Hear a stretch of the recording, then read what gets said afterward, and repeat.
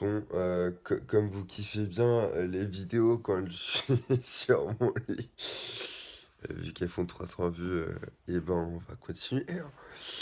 Voilà, je vous présente ma tortue, qui est mon doudou depuis officiellement, depuis combien de temps? Depuis une vingtaine d'années. Euh, Donc hier j'ai fait une soirée poker, pareil, NL200 comme d'hab. 300 bébé deep, donc assez huge. J'ai pris 800.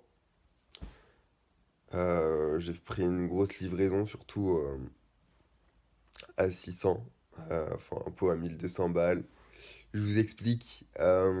Donc en gros, je dois VPIP pas mal pour des raisons particulières. Donc du coup, j'ai choisi de flat 7 et 8 suité au cutoff. Versus hijack. Et donc du coup, Bouton décide de 3 bêtes. De squeeze assez cher. Mais ça va. Non, en fait, il squeeze 15 dans 3. Donc ça va. Et hijack call. Et moi, je suis cut-off. Et je décide de payer. Le flop, il est très très beau puisque c'est 7-7-2. Donc j'ai brelan. Euh, Check de hijack, forcément. Je check. Et bon, on est 300 blindes deep. Euh, Bouton décide de faire un tiers. Donc ici, je sais qu'il a une main type As-3, As-Dame, euh, qu'il a une main qui est pas folle, et qu'il a surtout un bluff parce que, ben, lorsque t'as deux As, ou même deux Rois, ou deux Valets, ou deux Dames, euh, ben, sur ce board, t'as quand même envie de faire au moins mi-pot, et là, il fait un tiers, donc on sait qu'il a rien. Donc fold de hijack, je call évidemment. Euh, Turn 2, donc ça fait 2, 7, 7, 2.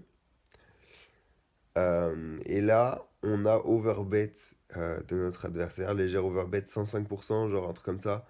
Il nous fait 88 dans 81. Bien évidemment, on est gentil, on est mignon, on paye.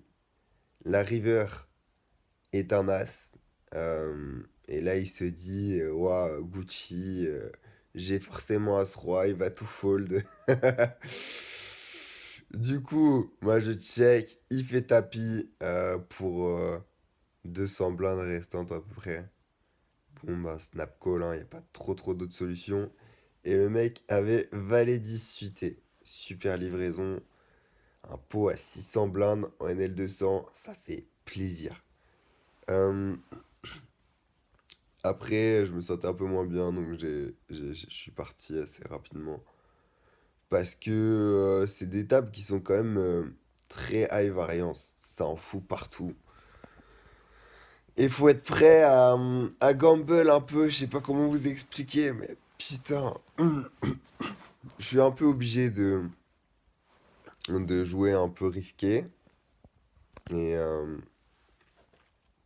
mais bon, c'est un peu, faut pas que je m'enferme non plus dans cette obligation. Mais c'est vrai que c'est particulier. Hmm. Après, j'ai bien aimé en vrai comment j'ai joué le reste de la session, puisque j'étais plutôt calme. J'ai plutôt joué un poker qui était serein, qui était non agressif et enfin, en fait je suis resté assez discipliné en ligne. Euh, j'avais déjà rempli mes objectifs de VPIP parce que j'ai un VPIP minimum à avoir. Bon là j'étais aux alentours de 40 de VPIP. Ne faites jamais ça en table standard, vraiment jamais. Euh, J'étais entre 36 et 40 sur mes deux tables et voilà. Après, on était sur du 6 max, à peu près, environ 6 7 max. Ça dépendait, parce que c'est des tables de 8 mais tout le monde n'était pas là. Et après, je suis parti, j'étais bien content de partir. Ça m'a fait souffler un peu.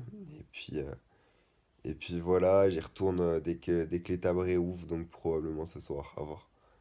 Euh, donc voilà, c'était plutôt cool. Et voilà, je vais profiter de ma petite journée, je vais me lever. Et je sais pas encore ce que je vais faire. Je pense que je vais peut-être poster des vidéos. On a trouvé. Oh, le business de fou. Bon, moi je suis un gros gamin, je sais pas si vous savez. Et faire des trucs de gamin, ça me stimule de ouf.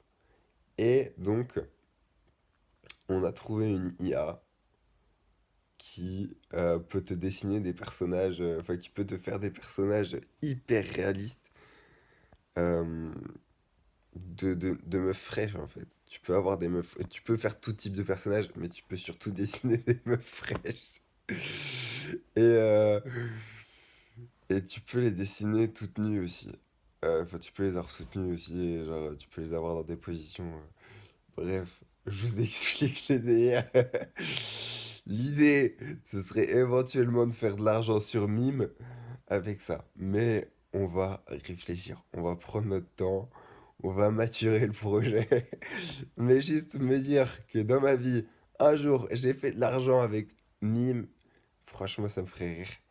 Donc voilà, et je me dis, même si c'est de l'argent qui est pas très beau, euh, j'ai des objectifs dans la vie et je veux faire quelque chose de beau dans la vie. Donc du coup, pourquoi pas aller faire des belles choses ben, avec tout l'argent qui sera gagné. Parce que euh, on a beau dire, mais je... Donc je disais, on a beau dire, je pense que celui qui fait de l'argent, même si l'argent n'est pas fait d'une manière hyper propre et qui en fait quelque chose derrière, je pense que c'est très honorable et peut-être plus honorable que le mec qui a rien fait en fait.